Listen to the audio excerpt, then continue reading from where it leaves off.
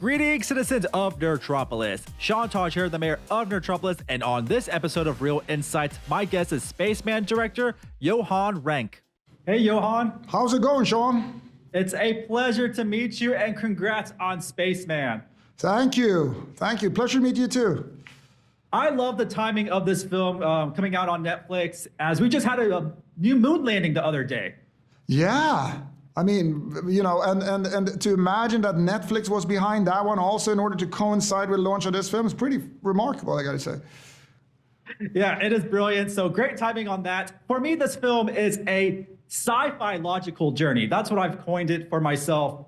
I love that it blends the depths of space with intricacies of human relationships. So what drew you to adapt Spaceman of Bohemia into a film, and how did you approach balancing the cosmic and personal elements? Yeah, I mean, it's good because I never really looked upon this as sci-fi. I mean, it is sci-fi technically. It's science fiction to some extent, but it's in no shape or form, you know, driven by the conventional sort of machinations of a sci-fi film. There's no sort of sci-fi plot. There's no sci-fi thriller-esque aspect of it. It's something else. It's more, it's the human condition, you know, taken to its polar ends by putting one man alone in space and the other half of the relationship on Earth, very far away from each other, you know. So to me, I mean, it's just like the beauty of filmmaking, I think, that we can, you know, we can invent our worlds and the realities we want them to happen in order to amplify, you know, the themes of the film. And there's just something very iconic and very intriguing about the sort of the lonely spaceman, you know, even going back to David Bowie's Major Tom or whatever you will, in which somebody is on some version of an important mission, but at the same time, he's removed from Earth, and Earth just keeps on spinning as if nothing happens, you know, which means that, you know, we're all so insignificant in the bigger picture, you know, the fact that nobody on Earth has even noticed that he's gone, kind of. So that kind of helped this film in terms of his own ego and you know, his own ambitions and egos and the vanity of this guy. The fact that what he's going through, this important mission in space that he's doing, is also very much have no real impact on life on Earth and or the trials and tribulations of humanity in any shape or form. And it just makes the whole thing, you know, that makes the stakes higher to some extent. And ultimately also the sheer distance, there's hundreds and millions of miles between them. We could have done this film about a woman and her husband being on a business trip in Albuquerque, and it would have meant the same, but the sheer distance helps us deal with the disconnect between the two of them. Yeah, I love this journey that you put for us. And, you know, bringing space to life, I was always interested when, you know, filmmakers do that. What type of deep research do you do to bring space to life for the big screen?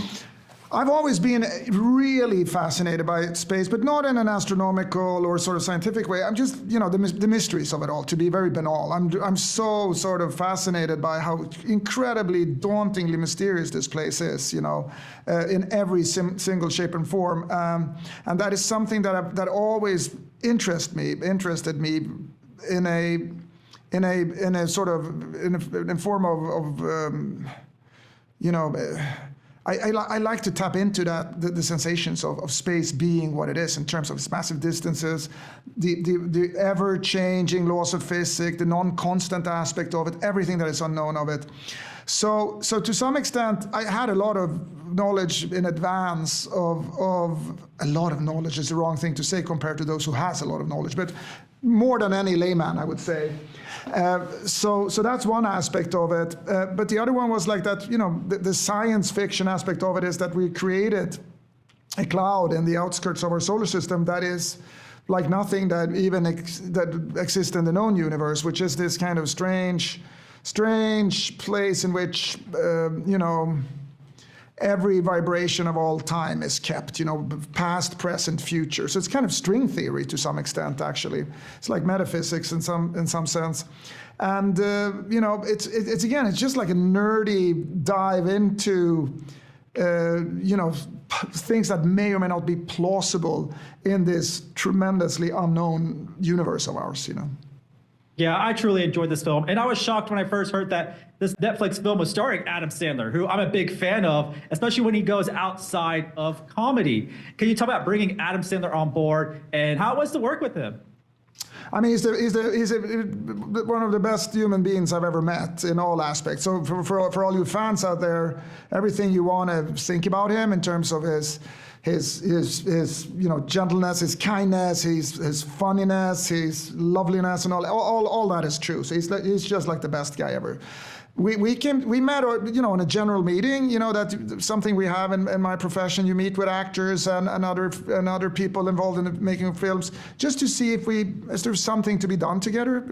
So we had this general meeting a few years ago, and he started asking me. He heard about that I was developing this space film, and he wanted to know about it. And I told him about it, and he was like, "I have to do this film. This character is me. It's my life. It's my relationship versus my family, my kids, my wife, and me, being on the road all the time, chasing, my own purple cloud, And for me, I've always had a soft spot for comedic actors playing serious roles, because I do think that there is an extra layer had in doing that, because of, as you're watching somebody who's normally sort of hiding behind comedy in some ways, once they go serious, they become more naked and more vulnerable than the other dramatic actor. Would you say so? So I do think that there is something to be had that Adams playing this role makes this character, extra vulnerable, extra pathetic at times, extra sensitive, all of that, and I really believe in that. Yeah, he's the best. I love him in this.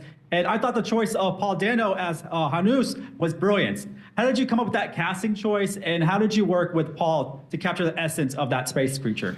Yeah, Paul was the first idea I had with regards to Hanus. I knew that before I knew anybody else in the film, I think, because of his voice, his slightly peculiar personality, the cadence in his talking and all that. So I think he was the first one to be cast to the movie, to be honest. I'm not sure, but he could have been. Maybe not. I don't remember entirely. But anyways, he was the perfect choice to me in all aspects. And I think he's an adventurous actor who's up for doing, slightly unusual things. And I think he was just fascinated by playing a 14 billion year old creature. Actually, I think he found that interesting. And the whole movie was shot and kind of almost edited by the time he started doing his performances, because that was the only way to do. We shot Adam against, on set, and he was acting against the tennis ball with me or the script supervisor or somebody reading the lines. But in Paul's case, he actually had to perform against, Adam on a screen. So it made it, all the challenges of playing 14.5 billion years old is kind of at least slightly helped by the fact that he could act, almost like normally against somebody facing him. But yeah, and it was glorious. He came and visited set, of course, and Adam and him rehearsed a little bit on Zoom, throughout the process. But he really just sort of embodied this creature, and we used his voice, but also we did mocap. So Hanus's kind of facial expressions and stuff like that are derived from Paul's performance, also. Yeah, great performance. I love his voice. Lastly, what do you hope audiences will take away from this cosmic journey? I mean, I hope, that we're all, we've been groomed to believe that everything in life is about prospering and progress and achieving more and having more money or more of this and that and all that kind of stuff. And it's not a healthy climate to be a human in, I think, because humans, we are social creatures. We're here to have relationships of various forms and to be with people that mean something to us and nurture those. So I hope people can watch a film like this and think a little bit about their own wants and needs versus the wants and needs of those that are close to them. Great film, Johan. Thank you so much. I can't wait to see what you deliver next. I'm super excited to what you have going on. We shall see. Thanks a lot, mate. Have a good one, Sean. Take care. Cheers. You too. Once again, this is Sean Taj, the Mayor of Nerdtropolis, and stay tuned for more movie news, reviews, interviews, and trailers.